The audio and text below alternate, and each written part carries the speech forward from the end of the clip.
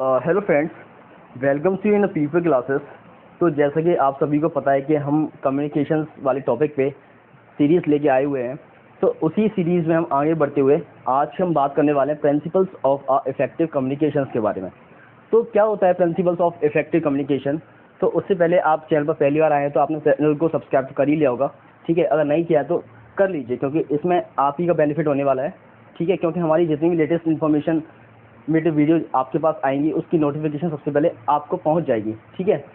तो बिना किसी देरी के करते हैं बात क्या होता है प्रिंसिपल्स ऑफ इफेक्टिव कम्युनिकेशन। तो इसमें क्या लिखा हुआ है हम पढ़ लेते हैं। The most basic principle for a communication to be effective is that the intended message of the sender and the interpret message of the receiver are one and the same. कहने का मतलब ये है कि जो भी मैसेज सेंडर सेंड करना चाहता है रिसीवर को, तो उसी फॉर्म में रिसीवर को वो मैसेज प्राप्त होना चाहिए, मतलब मिलना चाहिए, जिससे कि जो रिसीवर है हमारा वो उस मैसेज को प्रॉपरली समझ पाए, ठीक है ना।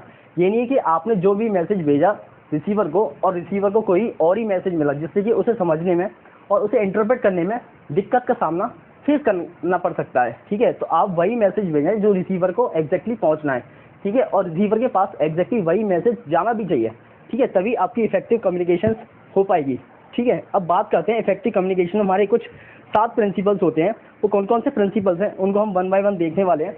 जिसमें पहला है हमारा 7C ऑफ इफेक्टिव कम्युनिकेशन में पहला होने वाला है आपका कंप्लीटनेस। तो क्या होता है देख लेते हैं। The message must be complete, meaning that it should convey all the information required by the receiver. Nothing which may be required by the receiver should be left out of the message. The sender of the message must take into consideration of the requirement of the receiver while making the message. कहने का मतलब ये है कि receiver को जो भी information चाहिए सेंडर क्या करे, उसके पास पूरी इंफॉर्मेशन भेजे। कंप्लीटनेस का मतलब क्या है? कंप्लीटनेस का मतलब यही है कि आप जो भी मैसेज भेजना चाहते हो, जो भी इंफॉर्मेशन रिसीवर को देना चाहते हो, वो आपको फुल फॉर्म में देनी चाहिए। मतलब आपका मैसेज जो भी है पूरा जाना चाहिए रिसीवर के पास, ठीक है। अधूरी इन्फॉर्मेशन आपको नहीं सेंड करनी रिसीवर को, ठीक है, जिससे क्या है उसे दिक्कत का सामना फेस करना पड़ सकता है। मान लो आप कोई भी इन्फॉर्मेशन या कोई भी डिटेल्स आप सेंडर को रिसीवर को देना चाह रहे हो और आपने पूरी इन्फॉर्मेशन नहीं बताई, तो रिसीवर को क्या होगा, प्रॉब्लम होगी उसे इंटरप्रेट करने में, समझने में, ठीक है। अब बात करते हैं नेक्स्ट प्रिंसिपल की। नेक्स्ट प्रिंसिपल हमारा कौन सा रहने वाला है?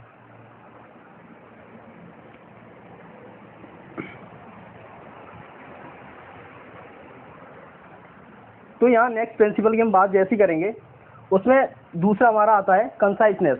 कंसाइसनेस का मतलब होता है it means communicating what you want to convey in least possible word so that there are no unnecessary bits of information in it. A concise communication is both time saving as well cost saving. कहने का मतलब ये कंसाइसनेस का मतलब ये होता है कि आप जो भी मैसेज भेजना चाहते हो वो कम से कम शब्दों में हो। क्या हो? कम से कम शब्दों में। मान लो आपको कोई भी इन्फॉर्मेशन देनी है, तो ये नहीं है कि आप उस बात को बहुत ही बड़ा चढ़ा के, बहुत ही एक्सप्रेस करके आप सामने वाले को पहुंचा रहे हो। आप उसी बात को इन शॉर्ट भी बोल के आप अपनी बात खत्म कर सकते हो। इसका पूरा मतलब यही है, ठीक है ना। नाउ हम बात करते हैं थर्ड पॉइंट की। हमारा थर्ड पॉइंट है consideration. The sender should have consideration for the receiver of the message while making the communication to be sent. The sender should focus on you instead of I or we. The receiver viewpoint, background, mindset, culture, education level, etc. should be understood by the sender. Thus, a written message should not be sent to an illiterate person. Similarly, a person who is hearing impaired should not be conveyed a message orally. Also, the sender must be ensured that the tone of the communication should be such that the self-respect of the receiver is maintained and his emotions are not harmed. कहने का मतलब ये है कि आप जो भी message receiver को सेंड कर रहे हो तो वो आप अपने प्रति रख के ना मैसेज सेंड करो। सामने वाले की आपको नॉलेज, उसका बैकग्राउंड क्या है, उसका माइंडसेट क्या है, ठीक है, वो आपकी मैसेज को समझ भी पा रहा है, नहीं समझ पा रहा। मान लो आप हाई प्रोफाइल से बिलोंग करते हो और वो इतना पढ़ा लिखा हुआ नहीं है, आपने क्या किया, एक बड़ा सा पैराग्राफ लिख के उसके सामने पेश कर दिया। अब वो उसे समझ भी नहीं पा रहा है, उसे इंटरप्रेट नहीं कर पा रहा है।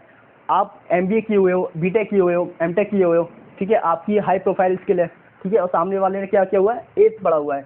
अब आप उसके सामने कैसे मैसेज पास करोगे, अपनी इन्फॉर्मेशन उसे कैसे इंटरप्रेट कराओगे, जो भी मैसेज आपने सेंड किया है उसे कैसे समझा पाओगे? तो आपको उसी की अंडरस्टैंडिंग लेवल को, उसके माइंडसेट को, उसके बैकग्राउंड को समझते हुए उसे उसी हिसाब से मैसेज कन्वे करना है, जिससे कि वो आसानी से इंटरप्रेट कर पाए, आपकी बात इजीली कन्वे कर पाए, इजीली समझ पाए, ठीक है। कंसिडरेशन का बस यही मतलब है, जिससे कि उसके इमोशनल टच को, उसकी इमोशनल फीलिंग्स को हार्म ना हो, ठीक है, उसे ऐसा महसूस ना हो कि मैं कम पढ़ा लिखा हूँ, या मेरा एजुकेशन लेवल बहुत कम है, मेरा बैकग्राउंड उस लेवल का नहीं था, ठीक है ना, इस तरह की उसके अंदर फीलिंग्स नहीं आनी चाहिए जिससे कि उसे हार्मनेस का फील करना पड़े। अब बात करते हैं नेक्स्ट 4 पॉइंट की, कंक्रीटनेस। कंक्रीटनेस का मतलब क्या होता है? It implies being objective and clear rather than vague, confuse और obscure. A concrete message will have specific facts and figure. Thus for example, if you are a sales person talking to your client, अब यहाँ पे कहना चाह रहा है, example की हम अभी बात करेंगे, it implies being objective and clear rather than vague, confuse और ऑब्सक्योर। कॉन्क्रीटनेस का मतलब क्या है कि आपके जो भी फैक्ट्स होते हैं, जो भी इन्फॉर्मेशन होती है, वो एकदम ऑब्जेक्टिव वे में हो, एकदम क्लियर हो, ठीक है ना, रेदर देन आप कंफ्यूजन करने वाले शब्द ना हो, जिससे कि क्या होता है, हमें कंफ्यूजन क्रिएट होता है, ठीक है। आपकी जितने भी फैक्ट्स हैं या फिगर्स हैं वो एकदम क्या हो, क्लियर हो, इजीली समझ में आए, ठीक है ना। यहाँ पे एक एग्जांपल भी दिया हुआ, देख लेते हैं। If you are a sales person talk to your client, अगर आप सेल्स पर्सन हो और अपने क्लाइंट से बात कर रहे हो, always use facts and figure instead of generic और इरेलेवेंट इन्फॉर्मेशन। आप जब भी किसी क्लाइंट से बात करोगे तो आप सिर्फ उन्हीं मुद्दों पे बात करोगे जिनमें एक्चुअली उसे काम आने वाला है, ठीक है। ये नहीं है कि अननेसेसरी इन्फॉर्मेशन आप उसके साथ शेयर करने लग जाओ जिसकी जरूरत ही नहीं है। Concrete information makes use of words that are clear. Concrete information क्या होता है, वो एकदम क्लियर वर्ड्स होते हैं, ठीक है, कोई अननेसेसरी इन्फॉर्मेशन उसके अंदर नहीं होती है। अब क्या होता है आगे, it will build up the reputation of the sender as one who knows what you want to say, further concrete message are not misinterpreted. अब इसमें कहना चाह रहा है कि कंक्रीट मैसेज जो होते हैं वो सामने वाले की एक अलग छवि प्रदान करते हैं, ठीक है। सामने वाले के सामने जो रिसीवर होता है उसके सामने उसकी वैल्यू बढ़ जाती है कि ये एकदम फैक्ट पे बात करता है, ठीक है, फालतू का ना अपना टाइम वेस्ट करता है ना ही मेरा टाइम वेस्ट करता है, ठीक है। तो यहाँ तक क्लियर हो रहा होगा सभी को, आई होप, ठीक है। नेक्स्ट बात करते हैं 5 पॉइंट की, क्लियरिटी। अब क्लैरिटी क्या होता है हम वो भी देख लेते हैं। क्लैरिटी का मतलब होता है it implies emphasizing a specific message in communication instead of trying to cover too many items in one communication. It makes understanding of the message easier by the receiver. Complete clarity of the thoughts and ideas enhance the meaning of the message. For achieving complete understanding, the message must make use of exact, appropriate, and precise words which are familiar and easy to understand. जब भी आप clarity से बात करते हो, ठीक है, तो उसमें क्या होता है कि हमें बहुत सारी चीज़ें कवर करने की ज़रूरत नहीं होती हैं एक ही सिंगल कम्युनिकेशन के अंदर। मान लो आप जब कभी किसी रिसीवर से बात कर रहे हो या कोई भी इन्फॉर्मेशन सामने वाले के पास पहुंचाना चाह रहे हो, ठीक है, तो आप अपनी एक ऐसी इन्फॉर्मेशन उसके सामने रख रहे हो जो एकदम क्लियर है, क्रिस्टल, ठीक है।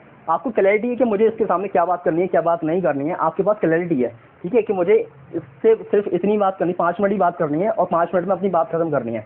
तो इसमें क्या होगा, जितनी भी अननेसेसरी इन्फॉर्मेशन होगी वो आप उसके डिलीवर करने से आप बचोगे, ठीक है ना। आप सिर्फ उसे उसी वही बात करोगे जो कि एग्जैक्ट में उसके काम की है, फालतू बातें आप नहीं करोगे, ठीक है। तो आप अपने वर्ड्स के साथ क्लियर रहोगे, क्लैरिटी आपके माइंड में पहले से ही होगी, ठीक है। अब बात करते हैं कर्टसी की। कर्टसी क्या होता है? अ courteous message is politely worded. It implies that the message should use words which shows the sender's respect for the receiver. Thus, the sender of the message should be sincerely polite and well-mannered, knowing the person who you are sending the communication to allow you to use appropriate statements of courtesy. Using specially accepted manner is a form of courtesy. It is a politeness that grows out of respect and concern for others. Courtesy में कह रहा है कि courteous message जो होते हैं वो बहुत ही पोलाइटली वर्डेड होते हैं, ठीक है। वो क्या इम्प्लाई करते हैं कि जो सेंडर है वो सामने वाला के माइंड में अपनी एक रेस्पेक्ट शो करता है। आप जो भी मैसेज सेंड कर रहे हो रिसीवर को, जो भी इन्फॉर्मेशन सेंड कर रहे हो रिसीवर को, ठीक है, तो कर्टसी के अंदर क्या होता है, आपकी एक सेल्फ रेस्पेक्ट सामने वाले को दिखाई देती है, ठीक है। Courtesy implies taking to consideration both the view points as well as the feelings of the receiver. Courtesy के अंदर क्या इम्प्लाई करता है कि जो सामने वाले के व्यू पॉइंट्स है और रिसीवर का जो भी व्यू पॉइंट्स है उसका आप क्या करते हो, सम्मान करते हो, ठीक है, उसकी फीलिंग को समझते हो, ठीक है। अब करेक्टनेस के अंदर क्या आता है, 7th पॉइंट हमारा जो लास्ट रहने वाला है वो है आपका correctness. It implies that there are no grammatical spelling और punctuation error in the communication being send. Correctness का कहने का मतलब है कि आप जब भी किसी से कम्युनिकेशन करते हो या किसी को बात करते हो सामने वाले से, ठीक है, तो आपकी कोई ग्रामेटिकल एरर तो नहीं है, कोई स्पेलिंग एरर तो नहीं है, कोई पंक्चुएशन एरर तो नहीं है। इन सब चीज़ का हमें क्या करना होता है, करेक्टनेस के अंदर ध्यान रखना होता है, ठीक है। जब भी हम किसी सामने वाले रिसीवर से हम जब अपनी कम्युनिकेशन कंटिन्यू करते हैं या कोई भी मैसेज हम जब उसे सेंड कर रहे हैं, ठीक है। Further use the level of language appropriate to the status of the receiver. Receiver का जो भी स्टेटस होता है उसको ध्यान में रखते हुए हम अपनी कोई ग्रामेटिकल एरर तो नहीं कर रहे हैं, कोई स्पेलिंग एरर तो नहीं कर रहे हैं, कोई पंक्चुएशन एरर तो नहीं कर रहे हैं। इन चीज़ों का सबका हमें क्या करना होता है, ध्यान रखना होता है, ठीक है। The 3 levels of language are formal, respected sir, for example यहाँ पर दिया हुआ है informal, hi there and sub standard. Avoid sub standard language, और यहाँ पे क्या कह रहा है कि हमें जो सब स्टैंडर्ड लैंग्वेज होती है उनको क्या करना होता है, अवॉइड करना होता है, जैसे कि हाय देयर, ठीक है ना, हमें क्या बोलना होता है, रेस्पेक्टेड सर, ठीक है। Using incorrect words for example ain't, for, isn't, इस तरह की लैंग्वेज हमें यूज़ नहीं करनी है अपने मैसेज में।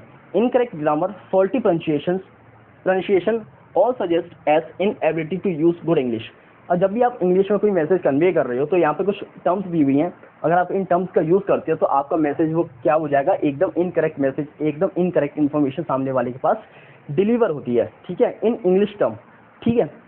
The message should also be send at the correct time. अब यहाँ पे एक लाइन बोली गई है कि आपका जो मैसेज है उसकी टाइमिंग क्या होनी चाहिए, एकदम करेक्ट होनी चाहिए। For example, it is correctly time, a correct message has a greater impact on the receiver. अब जब भी आप कोई करेक्ट मैसेज किसी करेक्ट टाइम पे रिसीवर के पास पहुंचाते हो तो वो एक कैसा इम्पैक्ट सामने वाले के माइंड में शो करता है, एक अच्छा इम्पैक्ट शो करता है, एक ग्रेट इम्पैक्ट शो करता है। किसके माइंड में, रिसीवर के माइंड में। If the fact and figure mention in the communication are also accurate and true. अगर फैक्ट्स और फिगर्स मेंशन है हमारी कम्युनिकेशन के अंदर, ठीक है, तो वो एक कैसी कम्युनिकेशन कहलाती है, एकदम एक्यूरेट और एकदम सही, ठीक है ना। सो आई होप गाइस आपको ये हमारी आज की video principles of effective communication समझ में आई होगी। अगर इसको लेके कोई भी आपकी डाउट्स या कोई क्वेरी है तो बेझिझक होकर आप नीचे कमेंट सेक्शन में अपने डाउट्स पिंग कर सकते हैं। मेरी ईमेल आईडी पे भी आप अपने डाउट्स लिख सकते हैं। मेरी ईमेल आईडी है shashank.sharma7300@gmail.com, और मैं अपनी ईमेल आईडी को डिस्क्रिप्शन बॉक्स में पिंग भी कर दूंगा, ठीक है। तो अगर वीडियो अच्छी लगी हो तो 10th एंड 9th क्लास के सभी स्टूडेंट्स के साथ इस वीडियो को ज़्यादा से ज़्यादा शेयर करें, और चैनल पर पहली बार आए तो सब्सक्राइब जरूर से कर लें, नोटिफिकेशन बेल पर ही प्रेस कर लें। इस तरह की वीडियोस आपके पास कंटिन्यू आती रहेंगी। अब हम कोई डिले नहीं करेंगे, ठीक है। तो आई होप आपको आज की वीडियो काफ़ी अच्छी लगी होगी। मिलते हैं नेक्स्ट वीडियो में नेक्स्ट टॉपिक के साथ, तब तक के लिए बाय बाय, टेक केयर, जय हिंद, जय भारत।